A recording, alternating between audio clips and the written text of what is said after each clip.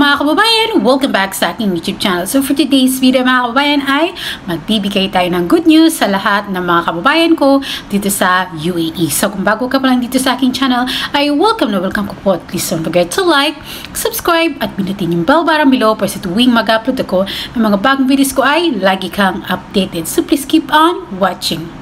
So mga kababayan, alam ko po na very familiar itong application sa inyo. Lalo na sa mga kababayan ko na andyan sa Pilipinas. Ito po yung kadalasan na ginagamit na ngayon pambayad ng bills or para sa mga any transactions na ginagawa nila. So dito po sa UAE ay nag-launch po sila na pwede nang gamitin at i-download yung tinatawag na GCash application gamit ang UAE number. So napabilang po yung UAE sa 13 countries na nag-launch ng GCash app international.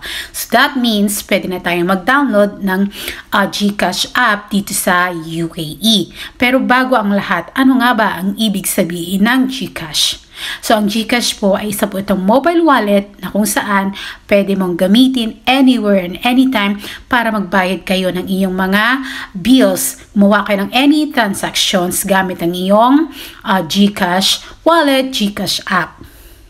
So, paano ba mag-register? So, very basic lang po mga kababayan kung paano mag-register sa tinatawag na GCash app. Actually, meron na po akong GCash. Waiting na lamang po ako na ma-verify yung aking account. So, ano nga ba mga IDs ang kailangan o tinatanggap para makapagpa-verify ng GCash app? So, para po sa GCash app, dito sa UAE, pwede mo nang gamitin yung international number mo. Pangalawa, mga kababayan, kailangan po ma-fill upan nyo lahat ng mga basic information doon. Pangatlo, kailangan nyo po magpasa ng ID.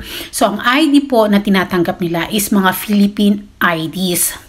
So, ang pinasa ko po is yung aking Philippine passport. Hindi po pwede yung mga international IDs ninyo.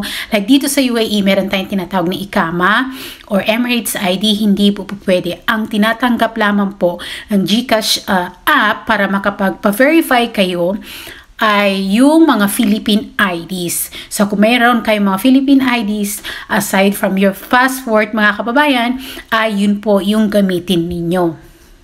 So, ilang araw ba bago malaman kung verify na yung account mo sa GCash app? So, mga kababayan, after ko mag-fill up ng application sa aking GCash app, is nakalagay po doon within 7 days, malalaman ko if verified ba yung aking GCash application. So, ano pa ang inaantay nyo mga kababayan ko dito sa UAE? Download na kayo ng GCash app kung gusto nyo ng mas mabilis na transaction, na mabilis na magpadala sa Pilipinas. Pwede na po kayo mag-download ng GCash application dito sa UAE. So hanggang dito na nga lang po itong video na to at maraming salamat po sa patuloy na panunood at pagsuporta ng aking channel. Stay safe and God bless us all. Bye!